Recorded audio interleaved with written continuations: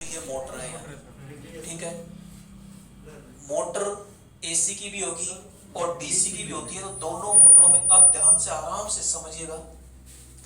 यहाँ पे ये एक प्रकार की आपकी मोटर है। अब मोटर किसे कहते हैं, तो नॉर्मली अपन ने कहा कि वह मशीन जो विद्युत ऊर्जा को यांत्रिक ऊर्जा मतलब। अब देखो एसी मोटर ये, तो ध्यान से वापस देख लीजिए। यहाँ पे अपन कहते हैं कि अब एसी मोटर और डीसी मोटर की पहचान कैसे करोगे, तो भैया एसी मोटर की बॉडियों पर ऐसे ये नाड़ियां कटी होती है, डक्ट कटे होते हैं। ये क्यों? क्योंकि एसी थोड़ी सी गर्म ज्यादा हो जाती है तो यहाँ से हवा प्रवाहित होती है, पंखा लगा रहता है उसमें भी होता है पंखा, तो यहाँ से हवा प्रवाहित होती है तो अंदर की ऊष्मा को निकाल देती है। तो यहाँ से इसकी बॉडियों पर ऐसे नाड़ियां कटी होती है, जबकि बिल्कुल ये क्या होती है, प्लेन होती है। ये उच्च क्षमता में प्रयोग नहीं करते ये, जबकि जीरो लेवल से हाई लेवल तक अपन खूब प्रयोग करते हैं। कई कई डीसी की मोटर होती है जो भी हाई लेवल पे हम कार्य करते हैं। तो नॉर्मली ये एसी मोटर हो गई, ये डीसी मोटर हो गई। आगे और समझिएगा। यहाँ पे अब नॉर्मली अपन देखते हैं, अब अपन को मतलब है केवल डीसी मोटर से। अब डीसी मोटर के अंदर क्या क्या होता है इसको ध्यान से समझिएगा। ये हरा हरा जितना भी भाग दिख रहा है ये बॉडी कहलाती है। बॉडी यानी फ्रेम कह दो, योक कह दो, काई कह दो। और ये जो भाग दिखाई दे रहा है ये शाफ्ट है। ये जो भाग है इसे हम कहते हैं एंड प्लेट। ये एंड प्लेट, क्लियर। अब देखो अंदर के एक एक भाग को और दिखाते हैं। ये टर्मिनल बॉक्स है, ये क्या है, टर्मिनल बॉक्स है। अब ये बॉडी है, ये ओनली बॉडी है। अब यहाँ पे देखो, यहाँ पे देखो ये हरे के अलावा क्या क्या दिखाई दे रहा है, हरे के अलावा। तो हरे के अलावा आपको ये पूरा भाग दिखाई दे रहा है ना, यस सर। ये स्टेटर है, ये भाग स्टेटर है। ये तो स्टेटर के अंदर ये तो है फील्ड पोल, ये भी फील्ड पोल, और एक दो पोलों के बीच में छोटा सा और है, तो ये इंटरपोल है भाई साहब। दो फील्ड पोलों के मध्य छोटा पोल इंटरपोल कहलाता है, और इनकी संख्या इनके बराबर होती है। तो डीसी जनरेटर में पढ़ा और यहाँ भी पढ़ रहे हैं, तो यहाँ पे भी वाइंडिंग होती है और यहाँ पे भी वाइंडिंग होती है। फील्ड पोल पर जो वाइंडिंग होगी उसे फील्ड वाइंडिंग कहते हैं। इंटरपोल पर वाइंडिंग होती है उसे इंटरपोल वाइंडिंग कहते हैं। अब आगे देखो, और केवल भाग बता रहा हूं मैं यहाँ पे।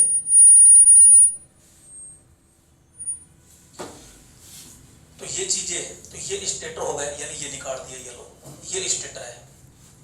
ये क्या हो गया, स्टेटर। और ये लाल लाल जो लपेट दी ये है अब आपकी वाइंडिंग।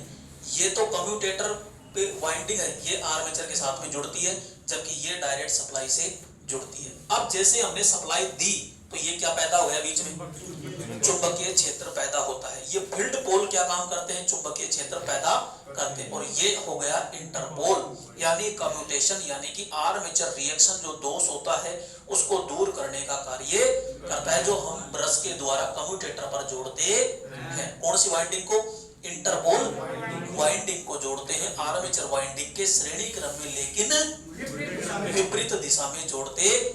ये है भाई साहब मेन रूप से।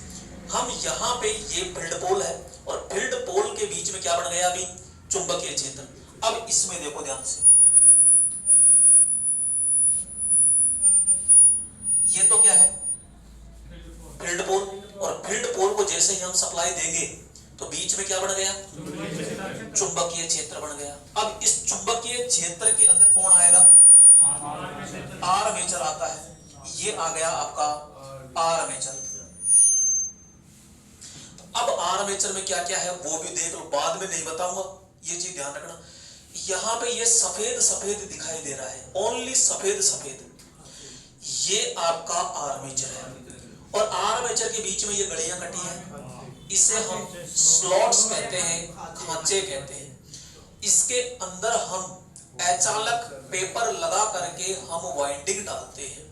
तो जो वाइंडिंग हम ये डाल रहे हैं, ये वाइंडिंग आपकी कौन सी वाइंडिंग होती है, आर्मेचर वाइंडिंग होती है, जो मोटे तार कम लपेट की होती है। और इसका प्रतिरोध हमेशा 1 ओम लास्ट होता है, या 1 ओम से अपन कह देंगे कम होता है।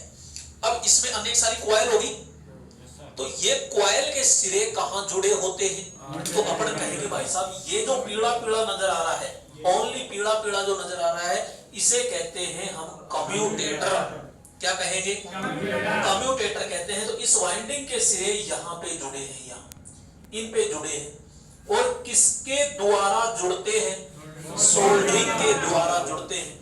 जोड़ने की क्रिया क्या कहलाती है? कॉइल संयोजन। यानी कॉइल का संयोजन यहाँ जो कर रहे हैं, इसलिए कॉइल संयोजन। किस भाग पर संयोजित किया जाता है? तो सीधा कहते हैं कि कम्यूटेटर के जिस भाग पर आर्मेचर कॉइल के सिरे जुड़े होते हैं उसे राइजर या कलंगी या कॉपर लग कहते हैं।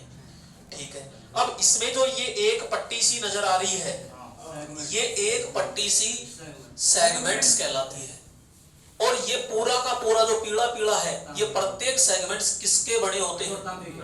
कठोर तांबे के। यानी कम्यूटेटर किसका बना?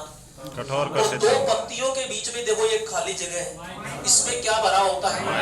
क्यों भरते हैं? अचानक, ताकि दो सेगमेंट्स आपस में स्पर्श ना हो। यहाँ पे ये कम्यूटेटर क्या काम करेगा? डीसी में। देखो सोचो समझो, जल्दबाजी मत किया। पहली बात तो मशीन कौन सी है? मोटर। तो मोटर में कम्यूटेटर क्या काम करता है? मोटर। ऐसे समझो, मोटर है, कौन सी मोटर? DC motor. डीसी में डीसी देंगे तो डीसी देंगे और लास्ट में किस में बदलेगा?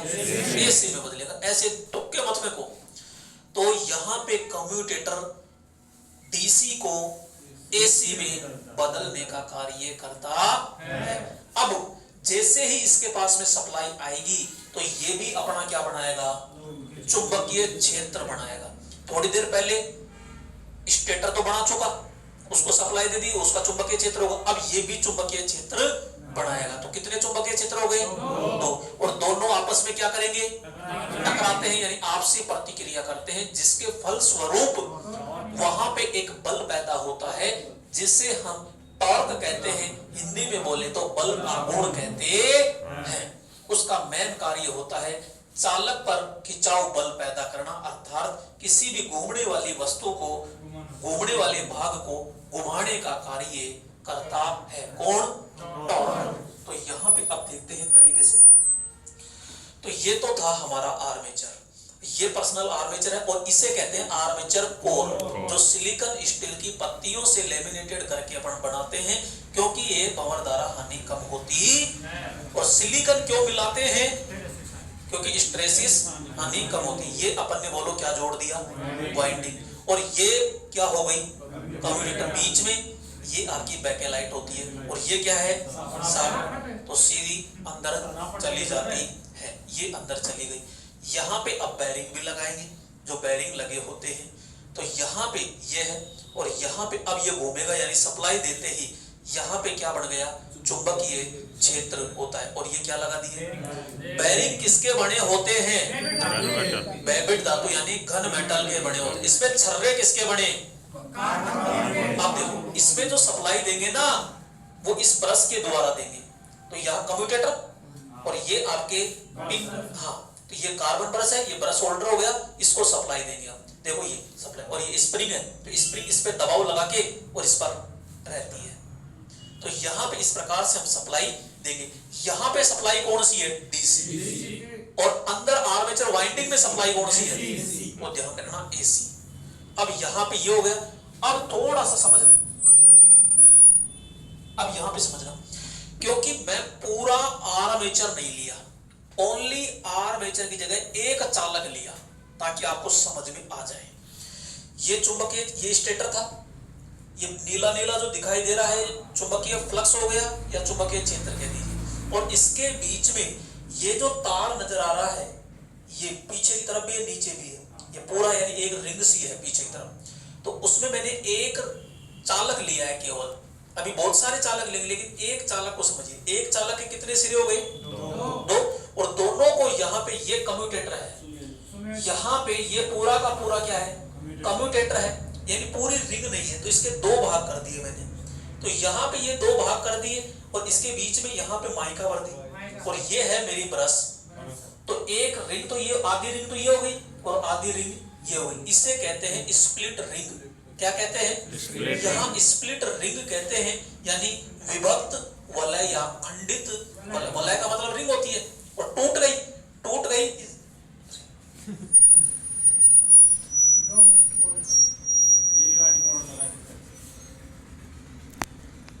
यहाँ पे ये अंदर का भाग है, ये आपका आर्मेचर है और ये आपका कम्यूटेटर है। सप्लाई अपन देते हैं, जैसे ही सप्लाई देंगे तो इसके अंदर भी चुंबकीय क्षेत्र होगा और ऑलरेडी ये चुंबकीय क्षेत्र होता है। दोनों में आपसी प्रतिक्रिया होती है, और जैसे ही आपसी प्रतिक्रिया होती है तो क्या पैदा होता है? बल पैदा होता है, और वो टॉर्क होता है, और टॉर्क इस चालक को क्या करता है? घुमाता है। अब ये किस दिशा में घूमेगा? तो भाई साहब ये अपन कहेंगे फ्लेमिंग का लेफ्ट हैंड की दिशा में कार्य करेगा। तो आगे देखो, यहां पे इस प्रकार से जैसे ही इसकी सप्लाई दी, इसको सप्लाई दी, तो इस चालक के अंदर ये देखो नीला नीला नजर आ रहा है आपको, ये नीला नीला चुंबकीय फ्लक्स है, यानी ऐसे समझो थोड़ा सा, ये नीला नीला, और ये इस चुंबकीय फ्लक्स का क्या कर रहा है? विरोध। और जैसे ही विरोध करता है तो वहां क्या पैदा होता है? टॉर्क पैदा होता है। ईएमएफ नहीं, टॉर्क, क्योंकि दोनों जगह ईएमएफ तो दे रहे हैं हम ऑलरेडी, तो यहाँ अब टॉर्क पैदा हो रहा है, बल पैदा हो रहा है यानी, और वो बल इस चालक को क्या कर रहा है? घुमा रहा है। इसलिए कहा जाता है कि डीसी मोटर चुंबकीय खिंचाव बल सिद्धांत पर कार्य करती है। तो यहाँ, और ये जो दिखाई दे रहा है ये एयर गैप है, ये एयर गैप जो अभी सफेद सफेद आया ना, ये एयर गैप है, यानी वायु अंतराल होता है। अब एक चालक की जगह हमने कितने चालक ले लिए? 2। तो यहाँ चालक हुए, तो यहाँ देखो ये सेगमेंट्स भी अलग अलग हो गए, 4 हो गए, यानी 4 सिरे थे तो 4 हो गए। तो इस प्रकार से होता है। अब यहाँ और ज्यादा अपन ले लेंगे, क्योंकि इसको कंटिन्यूटी बढ़ाना चाहते हैं, टॉर्क ज्यादा बढ़ाना चाहते हैं, तो आपको चुंबकीय क्षेत्र भी ज्यादा चाहिए, और चुंबकीय क्षेत्र ज्यादा चाहिए तो चालक भी ज्यादा चाहिए। तो यहाँ पे अपन अब पूरा का पूरा आर्मेचर ले लिया, पहले एक चालक लिया, अब 2 चालक लिया, तो ये पूरा का पूरा आर्मेचर अपन ले लेते हैं। तो यहाँ पे देखो ये सफेद और एक ये दोनों आपस में क्या करते हैं? विरोध करते हैं, और एक बल पैदा हो जाता है। तो यहाँ पे ये था आपका एक पार्ट्स भी आ गए इसमें, और कार्य सिद्धांत भी इसमें आ गया। और इसके अंदर थोड़ा सा अपन देख सकते हैं, इसके अंदर ये तो आपको नजर आ रहा है चुंबकीय क्षेत्र जो रेड रंग में हो गया, और इसके बीच में अपन क्या घुमाएंगे? आर्मेचर। तो आर्मेचर को भी सप्लाई देंगे। अब ये आर्मेचर का चुंबकीय फ्लक्स हो गया, और थोड़ी देर पहले स्टेटर का, और दोनों फ्लक्स में लड़ाई होती है, तो वहां क्या पैदा होता है? बल।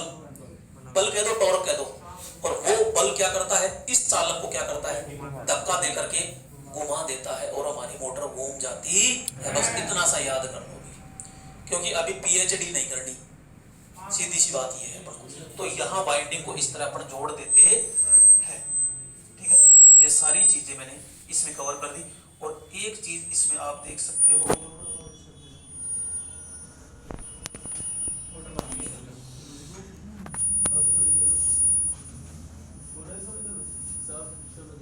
कोई बात नहीं भैया, सिद्धांत को बीच का ये भाग तो आर्मेचर, ये लाल और नीला दिखाई दे रहा है, ये कम्यूटेटर, ये सप्लाई देंगे, ये तो क्या है? सप्लाई है, सप्लाई है। और यहाँ पे आर्मेचर आपका घूमता है, लेकिन चुंबकीय क्षेत्र तो लेके आओ, तो चुंबकीय क्षेत्र लेके आते हैं। तो देखो, अब ध्यान से देखो, यहाँ पे इस आर्मेचर को ओनली फॉर आपने क्या दे दी? विद्युत दे दी। अब विद्युत दे दी तो ये चुंबकीय क्षेत्र बना के नहीं बना चालक में? बोलो। तो मैंने कहा था जब भी चालक में गुजारेंगे चुंबकीय क्षेत्र होगा। तो यहां जैसे आपने गुजारा तो ये देखो चुंबकीय क्षेत्र बन गया, तो ये चुंबकीय क्षेत्र हो गया। लेकिन फिर भी आपका चालक बोलो नहीं घूमा, क्योंकि ये विरोध ही नहीं कर रहा किसी का, कोई दूसरा है नहीं विरोध करने के लिए, लड़ाई करने के लिए। तो यहाँ पे अभी चालक के अंदर जैसे आपने विद्युत गुजारी तो चुंबकीय क्षेत्र तो बढ़ गया, लेकिन एक और चुंबकीय क्षेत्र लेके आओ भाई साहब, फिर दोबारा मैन चुंबकीय फ्लक्स, ठीक है हम लेके आते हैं। तो ये तो आर्मेचर में तो बढ़ गया, अब हमने इसको बंद कर दिया, तो इस चालक को सप्लाई दी चुंबकीय क्षेत्र, ये है हमारा स्टेटर, यानी ये। अब ये चुंबकीय फ्लक्स बना कि नहीं बना भाई? मैग्नेट है यानी। और जैसे ही इस चुंबकीय फ्लक्स को यहां लेके आते हैं हम, ये लिया ऐसा, ये चुंबकीय क्षेत्र और आ गया, यानी अब ये बना दिया चुंबकीय क्षेत्र। और इधर हमने सप्लाई दी, और सप्लाई देते ही अब ये वाइंडिंग का भी क्या होगा, चुंबकीय क्षेत्र। कितने चुंबकीय क्षेत्र हो जाएंगे, 2 चुंबकीय क्षेत्र हो जाते हैं।